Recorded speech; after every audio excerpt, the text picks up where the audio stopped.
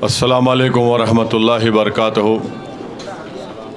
मोअज़्ज़िज़ हाज़रीन कराम, बुज़ुर्गान मिल्लत, पसे पर्दा बैठ कर सुने वाली मेरी ज़द्दा और माँ और बहनों, गयूर नौजवान साथियों, शह नशीन बतशरीफ़ फरमा मजलिस इत्तेहादुल मुस्लिमीन के मोअज़्ज़िज़ अराकीन, सदर व मोतमदीन, अराकीन बल्दिया व साबिक़ा अराकीन बल्दिया, अज़ीज़ान मिल्लत, 30 नवंबर के दिन असम्बली इंतखाबात की रायदही का दिन है और नामपल्ली से मजलिस इत्तेहादुल मुस्लिमीन ने जनाब माजिद हुसैन को अपना उम्मीदवार बनाया है। मैं आपको बताना ज़रूरी समझता हूँ कि यहाँ पर बल्दी हल्क़े आसिफ नगर डिवीज़न में मजलिस इत्तेहादुल मुस्लिमीन की नुमाइंदगी पर मुकम्मल साबिर नगर में वीडीसीसी और सीसी रोड के जो काम मुकम्मल हुए वो तकरीबन 65 लाख की लागत से, एक मस्जिद ख्वाजा अली ख्वाजा नगर में अभी काम ज़ेर दौरान है, 45 लाख की लागत से सीसी रोड का काम चल रहा है। एक महावीर नगर में वीडीसीसी रोड ज़ैबुस अस्पताल महावीर नगर में 44 लाख की लागत से सीमेंट रोड का काम मुकम्मल हुआ। मुफ्ती तजम्मुल साहब के घर से शकील भाई के घर तक 22 लाख की रोड, खालिद भाई के घर से हामिद भाई की टाल तक यहाँ भी रोड, मुफ्ती अब्दुल माजिद साहब के घर से समी भाई की घर की गली में रोड और सीवरेज लाइन डाली गई 20 लाख की लागत से। मस्जिद ख्वाजा नदीम से जीबीएस फंक्शन हॉल 31 लाख की रोड, और फिर नई वीडीसीसी रोड हुडा कॉलोनी पार्क में मौलाना जमाल रहमान साहब के घर से उनकी खानखा तक, और फिर मस्जिद अज़मत रसूल की गली मुनीर भाई आउटडोर जिम जो है वहाँ पर 34 लाख की लागत से वीडीसीसी रोड का मुकम्मल हो चुका है। एक जगदम्बा नगर में 6 गलियों में 40 लाख की लागत से वीडीसीसी रोड का काम मुकम्मल हो चुका। शंकर नगर में M30 अमूल मिल्क की दुकान के पास दरगाह शरीफ से शिवा हेयर सलून तक 19 लाख की लागत से ये सीसी रोड का काम मुकम्मल हुआ। तो कुल मिलाकर 3 करोड़ 20 लाख के नए सीमेंट रोड और सीवरेज लाइन के काम बल्दी हल्क़े आसिफ नगर में मुकम्मल किए गए हैं। यकीनन अभी बहुत से काम होना बाकी है, मैं इस बात का इकरार करता हूँ, और इंशाअल्लाह ताला असम्बली इंतखाबात के बाद वो जो काम अभी नहीं शुरू हुए हैं या नहीं हुए हैं, हम इंशाअल्लाह ताला उसकी जल्दी मंजूरी करवा कर उन कामों को शुरू करवाएंगे। अज़ीज़ान मिल्लत, मेरी ज़द्दा और माँ और बहनों, मजलिस इत्तेहादुल मुस्लिमीन की नुमाइंदगी पर कई सौओं की तादाद में हल्क़े असम्बली नामपल्ली में शादी मुबारक के चेक्स दिए गए। यहाँ पर आसरा पेंशन भी मजलिस की नुमाइंदगी पर मंजूरी करवाए गए। तो ये काम मजलिस की तरफ से नामपल्ली असम्बली हल्क़े में किया गया है, और एक बलकापुर नाले का काम भी बड़ी तेज़ी से वो काम चल रहा है, और मुझे यकीन है कि इंशाअल्लाह ताला एक 5-6 महीने में सरफराज एक 5 से 6 महीने में वो काम भी मुकम्मल हो जाएगा। ये जो मेन रोड है आपकी, उसकी रोड वाइडनिंग की भी आरडीपी तैयार हो चुकी है। इंशाअल्लाह ताला असम्बली इलेक्शन के बाद वो रोड वाइडनिंग के काम को भी हम शुरुआत करवाएंगे। तो मेरे अज़ीज़ दोस्तों और बुज़ुर्गों, मजलिस की कोशिश यही है कि जो आवाम ने हमको भरोसा किया, एतमाद किया और हमको कामयाब किया, हमारी ये ज़िम्मेदारी बनती है कि हम आवाम के मसाइल और तकालीफ़ को दूर कर सकें। और आप जानते हैं कि पूरे मुल्क में मजलिस इत्तेहादुल मुस्लिमीन एक वाहिद सियासी जमात है जहाँ पर मजलिस के MLAs, अराकीन बल्दिया, अराकीन पार्लिमान, अराकीन क़ानून साज कौंसल दारुस्सलाम में बैठकर हफ्ते में 6 दिन 3.5 घंटे सुबह में बैठकर आवाम से मुलाकात करते हैं। ये मजलिस की कामयाबी का राज रहा है।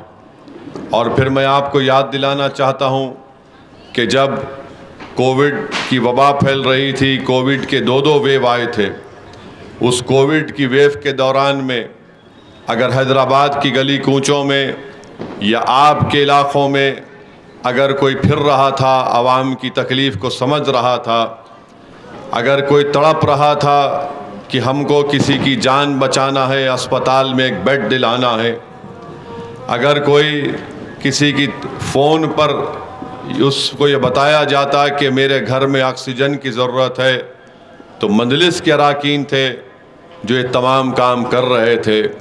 मेरे अज़ीज़ दोस्तों और बुज़ुर्गों, मजलिस ने जो खिदमात अंजाम दी कोविड के 2 वेव में, वो शायद ही किसी सियासी पार्टी के लोग नज़र आते होंगे।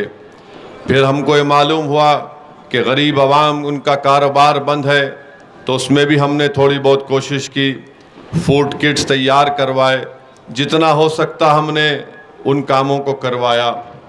उस वक्त ना आज आपकी तकालीफ़ को दूर करने के लिए ना कांग्रेस नज़र आती है, ना बीजेपी नज़र आती है। हाँ, इलेक्शन आ गया तो सब हमारे हमदर्द बनकर आते हैं, मगर जिस वक्त आवाम तकलीफ़ और कर्ब के आलम में अपनी ज़िंदगी गुजार रही थी, ये लोग नज़र नहीं आए। अज़ीज़ान मिल्लत, आप लोग बाखबर लोग हैं।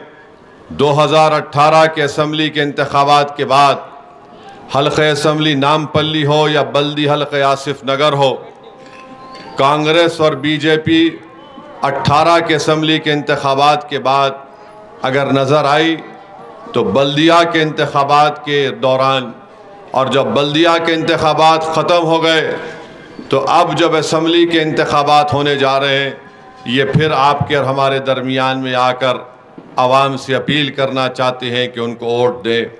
मजलिस इलेक्शन हो या ना हो, मजलिस हमेशा आवाम के दरमियान में रहती है। मैं ये नहीं कह रहा हूँ कि हम बड़े फरिश्ते हैं, हम में भी गलतियाँ हमने की हैं, हम में भी ऐब है, मगर जहाँ तक आवाम की खिदमत की बात होगी, आवाम को गवर्नमेंट के स्कीम्स पहुँचाना, आवाम से बाखबर रहना कि आवाम क्या कह रही है, ये पार्टी सिर्फ मजलिस इत्तेहादुल मुस्लिमीन ये काम करती आई है। आज आप देखिए कि बीजेपी है, बीजेपी मजलिस की मुखालिफत करती है, क्या क्या नहीं कहते बीजेपी वाले मजलिस इत्तेहादुल मुस्लिमीन के बारे में। एक इल्ज़ाम ये लगाया जाता है, हैदराबाद के ताल्लुक़ से बीजेपी ने कहा था जब बल्दिया के इलेक्शन हो रहे थे कि यहाँ पर हम सर्जिकल स्ट्राइक करेंगे। आज से 4-5 दिन पहले एक अंग्रेज़ी टीवी चैनल का प्रोग्राम हुआ जहाँ पर बीजेपी के एक स्पोक्सपर्सन ने कहा कि दुनिया में या भारत में जो कोई भी दहशतगर्दी आतंकवादी का वाक़या होता है उसका ताल्लुक़ हैदराबाद से निकलता है। आप बताइए कौन सा ताल्लुक़ हैदराबाद से निकलता है? बीजेपी के लोग सिर्फ हैदराबाद को बदनाम करना चाहते हैं। आज आप यही देखते हैं कि बीजेपी की फ़िरका परस्ती की वजह से 2014 के बाद बॉम्ब लिंचिंग में इजाफा हुआ। बीजेपी की फ़िरका परस्त पॉलिसियों की वजह से बुर्खा और हिजाब इस मुल्क के लिए ख़तरा बना दिया गया। बीजेपी की नफ़रत की सियासत की वजह से हलाल गोश्त एक मसला बन गया। बीजेपी की नफ़रत की सियासत की वजह से रोडों के नामों को तब्दील कर दिया जा रहा है। मेरे अजीज़ दोस्तों और बुज़ुर्गों, मजलिस इत्तेहादुल मुस्लिमीन कि वो सियासी हिकमत अमली थी जिसने बीजेपी को तेलंगाना में बढ़ने और पनपने नहीं दिया। ये क्रेडिट मजलिस इत्तेहादुल मुस्लिमीन को मिलना चाहिए कि हमने ऐसी सियासी हिकमत अमली तैयार की कि बीजेपी को हमने महदूद करके रख दिया। हाँ, 2 बाई इलेक्शन हुए, वहाँ पर उनको कामयाबी मिली, मगर मजलिस ने जो पॉलिसी अपनाई उससे आप देखते हैं कि बीजेपी तेलंगाना में ज़्यादा आगे नहीं बढ़ सकती। बावजूद इसके कि वज़ीर आज़म हर 4 दिन में हैदराबाद को आ जा रहे हैं और यहाँ पर आकर बार बार ये कोशिश कर रहे हैं कि बीजेपी को कुछ मौका मिल जाए, बीजेपी को कुछ स्पेस मिल जाए। मेरे अजीज दोस्तों और बुजुर्गों, 9.5 साल से हैदराबाद में अल्हम्दुलिल्लाह एक फसाद नहीं हुआ अल्लाह के फजलो करम से। कर्फ्यू नहीं हुआ, हाँ कर्फ्यू हुआ तेलंगाना में, भैंसा शहर में 2 दिन के लिए कर्फ्यू हैदराबाद में हुआ, कोविड के दौरान में हुआ, मगर हिंदू मुस्लिम झगड़े की वजह से हैदराबाद में कर्फ्यू नहीं हुआ। ये आपका इलाका, टप्पा चबुदुरा का इलाका, महब कॉलोनी का इलाका, ये ऐसे इलाके थे जब कभी भी कांग्रेस की हुकूमत थी इन इलाकों में फसादात अक्सर हुआ करते थे, एक खौफ का माहौल रहता था। मगर आज अल्हम्दुलिल्लाह मजलिस इत्तेहादुल मुस्लिमीन की कोशिशों और काबिशों की वजह से और आवाम ने मजलिस का भरपूर साथ दिया तो हमने हैदराबाद से कर्फ्यू को गायब करके रख दिया। हमने हैदराबाद के नौजवानों को, जो आज नौजवान है, आज उनको नहीं मालूम कि फिरकाना फसाद क्या होता है, ये कारनामा मजलिस इत्तेहादुल मुस्लिमीन का है। कांग्रेस जब कभी भी इख्तिदार पर रही, कांग्रेस ने फसाद करवाया, कांग्रेस ने फसाद को रोकने में नाकामी दिखाई। अब हद तो यह हो गई कि बीजेपी को कुछ समझ में नहीं आया तो बीजेपी ने हमारा एक कार्टून उतार दिया और कार्टून उतार कर बीजेपी ने एक रुखे की शक्ल में उसमें मेरी एक फोटो डालकर कहा कि असदुद्दीन ओवैसी अब कांग्रेस और बीआरएस की शादी कराएंगे।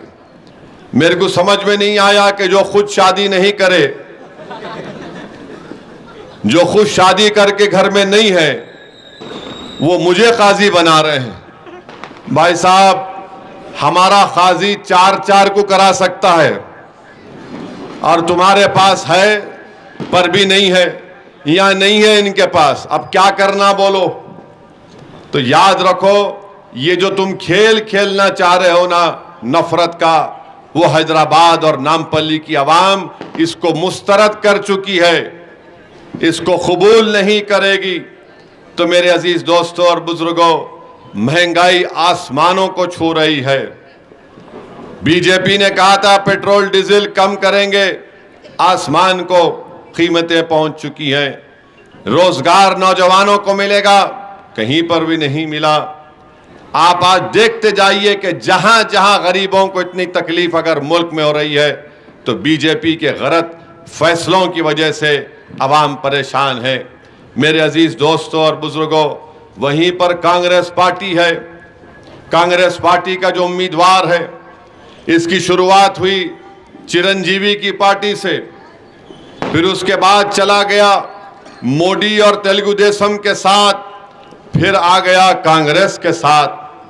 अब आप बताइए, मैं आपको समझाने के लिए कह रहा हूं कि मजलिस ने 2009 में विरासत रसूल खान साहब को टिकट दिया था, 2014 में मजलिस ने जाफर हुसैन मेराज को टिकट दिया, 2018 में जाफर हुसैन मेराज को टिकट दिया, अब मजलिस ने माजिद हुसैन को टिकट दिया।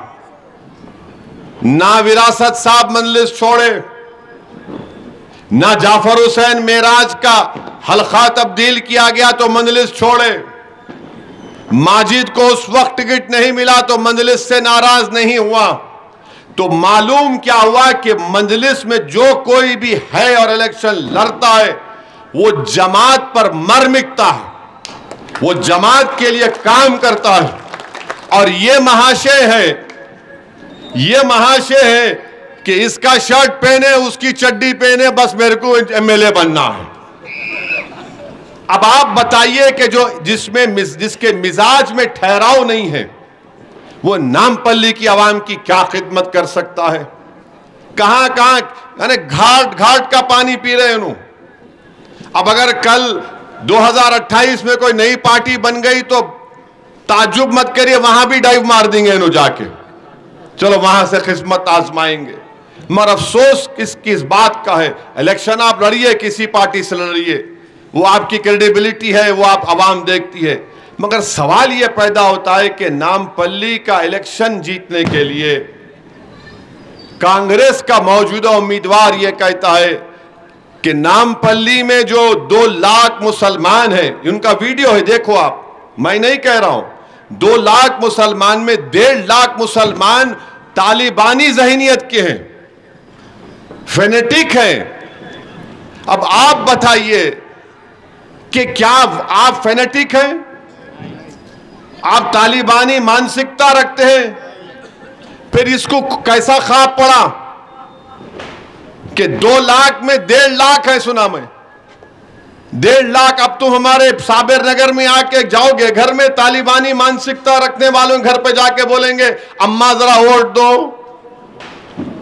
भाई साहब जरा वोट दो, खाला मेरे को वोट दो, तो अंदर से आवाज आएगी, तेरे मुंह में मट्ठी पड़ो, तो हमको तालिबानी बोलाओ। कोई जाके बोलेगा चिचा जरा साथ दो, चिचा बोलेंगे हाथ छोड़।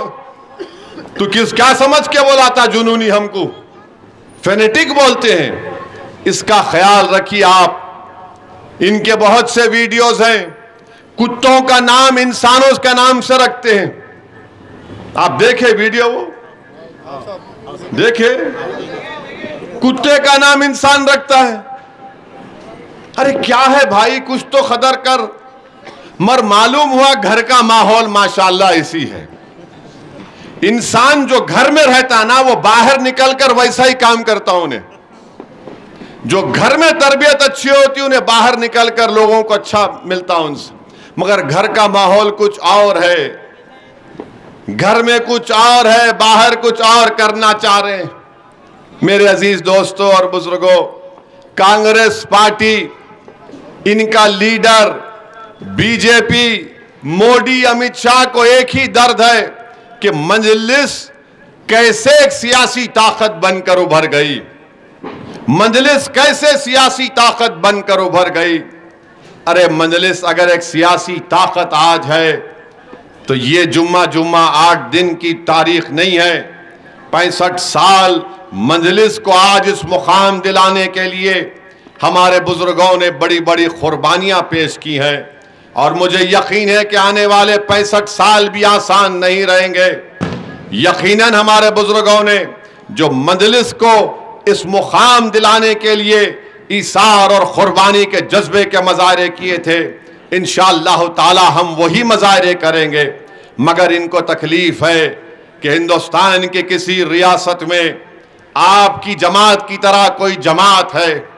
इनको तकलीफ इस बात की है, हसद इस बात की है, इनके सर में दर्द इसलिए होता कि आखिर ये कौन है, ये कौन से शहर के लोग हैं जो एक एमपी को जिताते हैदराबाद से, जो पार्लियामेंट में जब जाता है तो सरजमीन दखन पर बसने वालों के जज्बात की सही तर्जुमानी करता है, और 5-6 मिनट की तकरीर में पूरी पार्लियामेंट की ऐवान को हिला के रख देता है अपने दलाइल के साथ।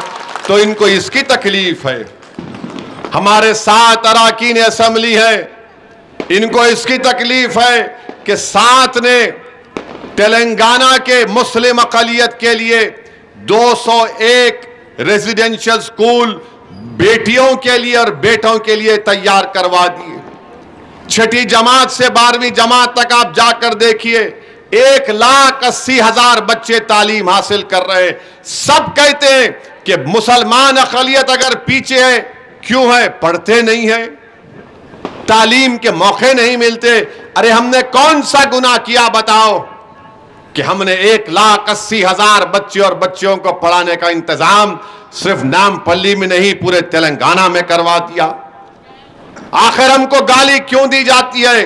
कौन सा गुनाह हमने किया कि मजलिस के 7 अरकान असेंबली ने अक़लियतों के बच्चों के लिए, जिसमें मुसलमान, ईसाई सब शामिल हैं, 3,224 बच्चे बच्चियां अमेरिका, लंदन, न्यूजीलैंड, ऑस्ट्रेलिया की यूनिवर्सिटी में मास्टर्स की 2 साल डिग्री कर रहे हैं। इनको इससे तकलीफ होती है। इनको इससे तकलीफ होती है कि आसरा पेंशन की बात आई तो अकबरुद्दीन अवैसी ने खड़े होकर कहा कि आसरा में भी हमको हिस्सा मिलना चाहिए। रैतु बीमा की बात आई तो कहा कि इसमें भी हिस्सा मिलना चाहिए। मजलिस हिस्सेदारी की सियासत करती है, कॉम्प्रोमाइज की सियासत नहीं करती। इसीलिए उनको तकलीफ है कि नहीं, हम मजलिस को खत्म करके रख देंगे, हम मजलिस को वो करके रख देंगे, हम मजलिस के असदुद्दीन को हैदराबाद से निकलने नहीं देंगे। ये मसला है। इसीलिए मजलिस के खिलाफ ये पूरा महाज बनता है, अखबारात को काले किया जाता है, तकारीर में क्या क्या नहीं कहा जाता। मगर मेरे भाई, अल्लाह इज्जत देने वाला है, इंसान इज्जत नहीं देता। अल्लाह कामयाब करने वाला है। ये कांग्रेस और बीजेपी या मोदी राहुल कामयाब नहीं करने वाले हैं। दिलों में मोहब्बत डालने का काम रब्बे कायनात का है। अरे तुम कितना झूठ बोलते बोल लो, तुम कितनी गाली दे सकते, मुझे गाली दे दो, मगर मेरे हौसले पस्त होने वाले नहीं हैं। तुमने मेरी गाड़ी पर गोलियां चलवाई, मगर उसके दूसरे दिन मैं उसी रोड से उत्तर प्रदेश को गया और मजलिस के लिए अपने उम्मीदवारों के इंतखाबी मुहिम में काम किया। मेरे अजीज दोस्तों और बुजुर्गों, ये मजलिस के जो काम है, ये मजलिस के जो कारनामे हैं कि बताओ मेडिकल कॉलेज है, मेरा है, मेरी औलाद का है, मेरी खानदान का है, नहीं, हम सब मर जाएंगे। ओवैसी हॉस्पिटल और डेक्कन मेडिकल कॉलेज सुबह क़यामत तक इंशाअल्लाह आबाद और शादाब रहेगा। असरा हॉस्पिटल है, मेरे खानदान का है, नहीं है। ये स्कूल ऑफ आर्किटेक्चर, ये engineering college, MBA MCA college, physiotherapy का कॉलेज, आर्किटेक्चर का कॉलेज, MBA हॉस्पिटल मैनेजमेंट किसका है? मेरे खानदान का है, नहीं है, किसी का नहीं है। ये आपका था, आपका ही रहेगा। मेरे अजीज दोस्तों और बुजुर्गों, इनको ये बात समझ में नहीं आती। ये लोग जो दिल्ली से पैराशूट में उतरकर यहां पर पहुंचते हैं, उनको ये लगता है अब मौका अच्छा है, मजलिस को ऐसा कर देंगे। अरे याद रखो कांग्रेसियों, हम नीलम संजीवा रेड्डी से लेकर किरण कुमार रेड्डी तक बड़े बड़े चीफ मिनिस्टरों को देखे, वो भी बड़े अज़ाइम लेकर आए थे कि हम ऐसा करेंगे, मगर लाखों सलाम हैदराबाद की आवाम पर उन्होंने कहा कि तुम मिट जाओगे मगर मजलिस पर आंच आने नहीं देंगे हम। मजलिस आज भी है और कल भी रहेगी और सुबह क़यामत तक मजलिस आबाद रहेगी। अरे ये कांग्रेस का ये नया लीडर, इसको नया नाम दिया हूं, इसका नाम RSS अन्ना।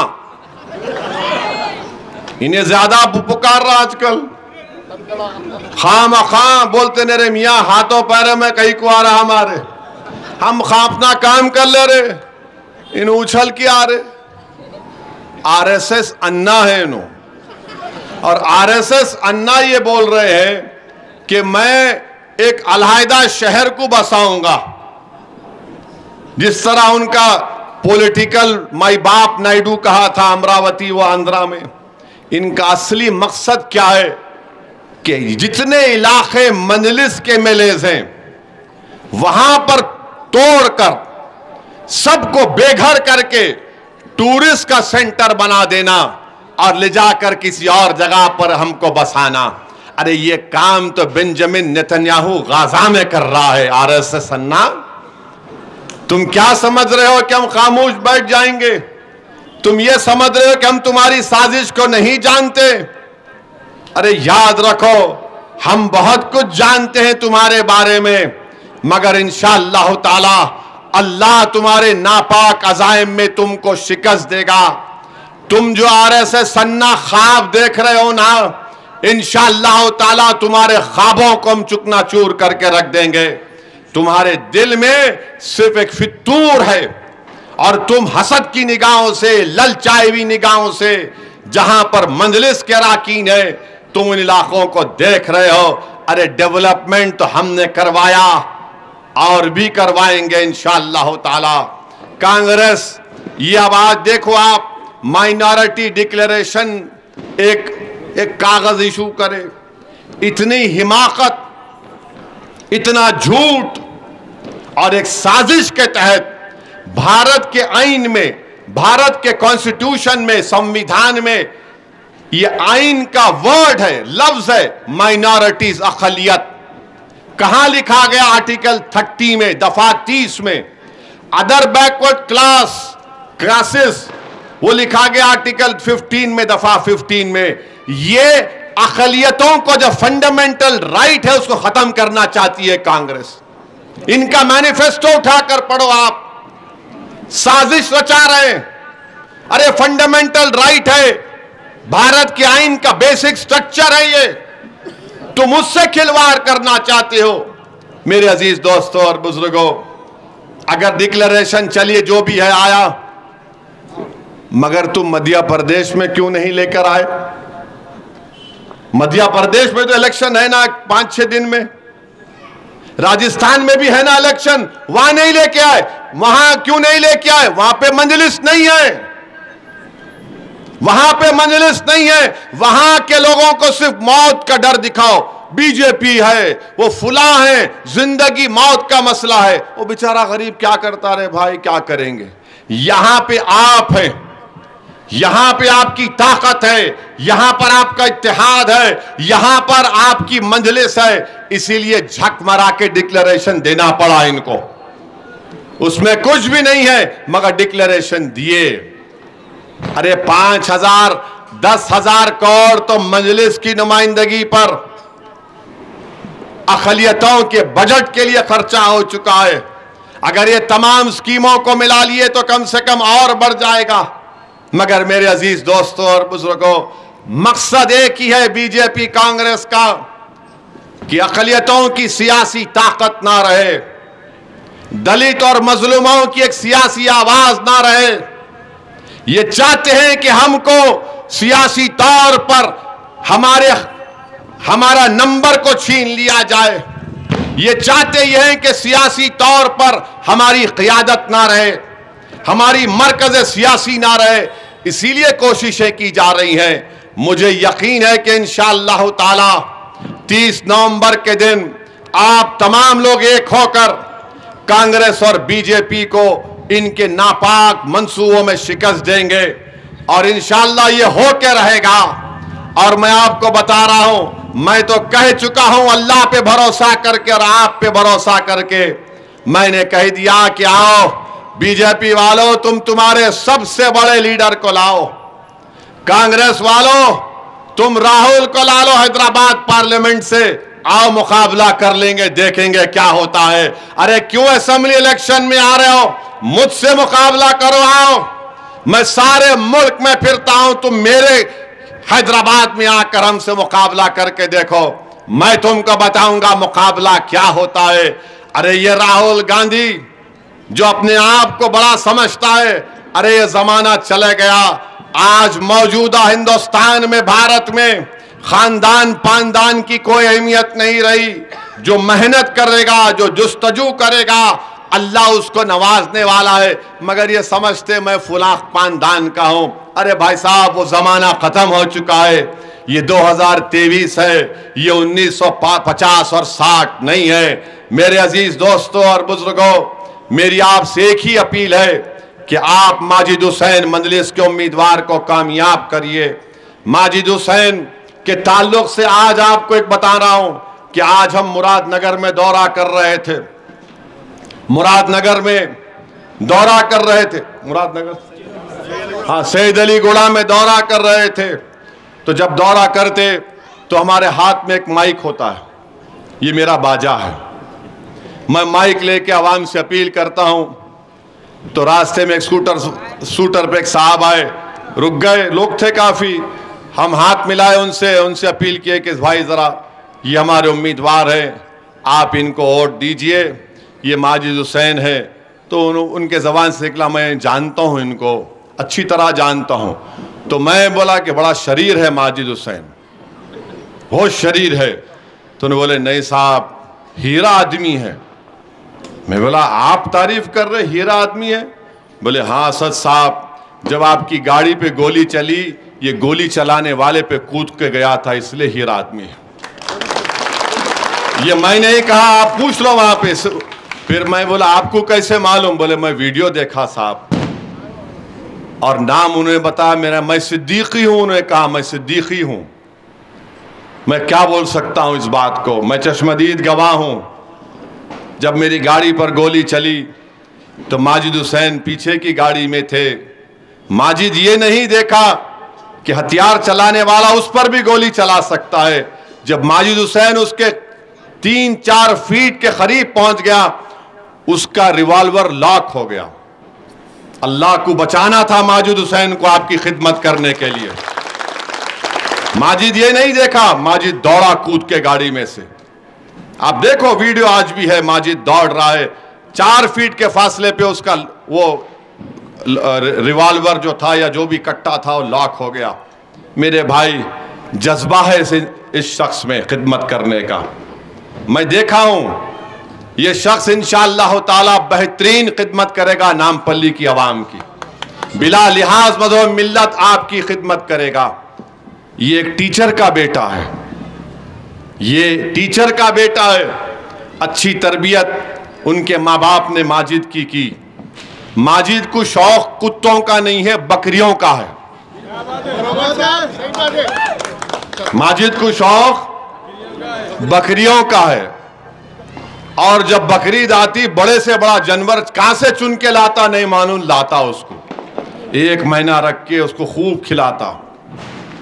मगर ये फर्क है, ये तो खैर लाइटर वेन में बोल रहा हूं आपको। यही माजिद हुसैन जब मेयर थे 3 साल के लिए, तो अगर आज हैदराबाद में आप देखते होंगे 5 रुपए की खाने की स्कीम है, गरीबों के लिए गरम गरम 5 रुपए खाने की स्कीम मिलती। कौन लेकर आया उसको? माजिद हुसैन जब मेयर थे ये शुरू किया गया था, ये माजिद लेकर आया था। बोले साहब ऐसा कर सकते? मैं पूछा बल्दिया में फंड है? बोले हमारे कहने बहुत फंड है। बोला शुरू करो, खिलाओ खाना। फिर आप जो ये वाटर प्लांट, सालार मिल्लत वाटर प्लांट देखे आप, 5 रुपए डाले तो 10 लीटर पानी बिस्लरी की तरह साफ निकलता है। ये भी माजिद लेकर आया। मेयर था जब हमारे जो बल्दिया के कमिश्नर थे सोमेश कुमार को के ज़माने में ये शुरू किया गया। मेरे अजीज़ दोस्तों और बुज़ुर्गों, इस शख्स को मैंने आजमा कर देखा है और मुझे यकीन है कि इंशाअल्लाह ताला माजिद हुसैन ना आपको ना मुझे मायूस करेगा। आप एक मौका दीजिए इसको। हम ऐसा ही चाहते हैं कि लोग मेहनत करें। सिर्फ इलेक्शन जीत के दूल्हे बन के बैठना नहीं है। इलेक्शन जीतना बहुत आसान है, जीतने के बाद 5 साल मेहनत करना वो सबसे बड़ा चैलेंज है। जीत तो जाते, उसके बाद कई ऐसे लोग हैं दिखते ही नहीं है, बहुत से लोग हैं, अवाम मायूस हो जाती है उससे। तो इसलिए जरूरी है कि आप एक हरकियाती उम्मीदवार को हल्के असेंबली नामपल्ली का एमएलए बनाइए। और मैं आपको बता रहा हूं कि ये बीजेपी कांग्रेस वाले झूठा प्रोपेगेंडा कर रहे हैं। आप अंदाजा नहीं करेंगे, इंशाअल्लाह ताला आप देखना, हमारे दलित भाई बहुत बड़ी तादाद में मंजलिस को वोट डालने वाले हैं इंशाअल्लाह ताला। हमारे बैकवर्ड क्लास के भाई और बहन तय कर चुके हैं। हमारे बोजा गुट्टा के जो लोग हैं, मैं उनसे जाकर मिला और उनसे कहा कि एक बार मुझे मौका दो, मैं तुम्हारे काम करवा के दूंगा। तो उन्होंने मुझसे कहा कि ओवैसी साहब, हम बीजेपी को दिए, बीआरएस को दिए, कांग्रेस को दिए, आप पे देते हैं, क्या आप हमको गारंटी देंगे? मैंने कहा अगर तुम्हारा काम नहीं होगा तो मैं तुम्हारे पास नहीं आऊंगा। मैं तुमसे वादा कर रहा हूं, मुझे 5 साल का मौका दो। तुम्हारे जो बोझा गुट्टा की तकालीफ है हम उसको दूर करेंगे। जफर कारपोरेटर है जफर कारपोरेटर दूर है। ये हमारा ऐसा कारपोरेटर है कि जिन की तरह 24 घंटे वार्ड में रहता है। सुबह 6 बजे आप देखो जफर कहाँ है, बोल तो नाले के अंदर है। जफर कहाँ है, बोल तो वहां पानी घटका मार रहे लोगों से पूछ रहे। और जफर के काम से मुतासिर होकर उनके वार्ड के हमारे कई हिंदू भाई आज कह रहे हैं कि अगर आपका कारपोरेटर इस तरह काम कर सकता है तो हम क्यों नहीं आपको वोट देंगे। ये मंजलिस के काम करने का तरीका है। हमारे मूसा भी है माशाअल्लाह, हाँ, और आपके कासिम भी है, और माशाअल्लाह लाल टेकरी का तो हमारा ये आरिफ तो माशाअल्लाह खामोश रहता मगर बड़ा काम करता है। वो 7 अप का इश्तिहार कभी देखे आप, जोर का झटका धीरे से लगे। वो काम करते। लोग समझते चेहरे पे दाढ़ी है, टोपी है तो ज़्यादा शरीफ होंगे, उतने शरीफ नहीं है उन्होंने। मजलिस में है शराफत, शरीफ लोगों के साथ करते, शरीर के साथ शरारत करना पड़ता। तो मेरे अजीज़ दोस्तों और बुजुर्गों, मेरी आप तमाम सुदूर मोतमदीन की मेहनत और काविशों का नतीजा है कि आज मजलिस इस मुकाम पर पहुंची। हमारे कई सीनियर मजलिस के सुदूर मोतमदीन हैं, मैं उनका भी शुक्रिया अदा करूंगा। मैं आपसे सिर्फ यही कह रहा हूं कि एक अच्छे उम्मीदवार को मजलिस ने आपको दिया है, आप इनके लिए काम करिए, इनको कामयाब करिए और यकीनन इंशाअल्लाह ताला नामपल्ली में और तरक्याती काम अंजाम दिए जाएंगे। नामपल्ली में एक बेहतरीन मिसाली असम्बली हल्का नामपल्ली बन चुका है, और भी अच्छा काम हम करवा सकेंगे। तो आप अपने वोट का इस्तेमाल करिए, सुबह सुबह अपने घर से निकलिए, पतंग के निशान पर बटन दबाइए। और मैं अपने मजलिस के जिम्मेदारों से कह रहा हूं, पहले मजलिस के जिम्मेदार अपना वोट डाल के जाएंगे, खुद वोट नहीं डालते, सारे डाले क्या डाले क्या डाले क्या। पहले जाओ, अपने माँ बाप को, अपने घर वालों को लेके जाइए, वोट डालिए। हमारे नौजवानों से अपील कर रहा हूं कि अपने बुजुर्गों को लेकर जाइए। मैं जो दौरा कर रहा हूं नामपल्ली में अब की बार, अल्हम्दुलिल्लाह, जो जज्बात और मोहब्बत के मज़ाहिर हमारी माँ और बहनें पर्दे के पीछे से अपने ज़बान से कह कर करती हैं कि जाओ तुमको कामयाब करेंगे इंशाअल्लाह ताला। आज मलकपेट में था, अहमद बलाला के साथ इंतखाबी मुहिम हम चला रहे थे सलीम नगर के इलाके में। मैं इतने ख़वातीन से मिला मलकपेट में, एक हमारी इज्जतदार माँ और बहन, हमारी माँ कुर्सी डालकर बैठी हुई थी कि महल्ले में मालूम हुआ कि असदुद्दीन ओवैसी और बलाला आए हैं। उस माँ ने कहा कि बेटा मैं तेरे लिए बैठी थी, मालूम हुआ कि तुम आ रहे। मैंने कहा बोलिए क्या बात है। तो मेरे को आकर करीब बुलाकर मेरे पीठ को थपथपाकर कहा कि बेटा तू एक ही है जो पार्लियामेंट में हमारी आवाज़ को उठाता। मेरे अजीज़ दोस्तों और बुजुर्गों, मेरे अजीज़ दोस्तों और बुजुर्गों, ये मेरे लिए बहुत बड़ी एजाज़ की बात है कि हमारी माँओं में, हमारी ज़ईफ़ माँ और बहनों में ये सोच है, ये एक फ़िक्र है कि वो बुलाकर इस बात को कह रही है, तो यकीन मानिए हमारे हौसले और बुलंद हो जाते और हमको अपनी जिम्मेदारी का एहसास भी होता है।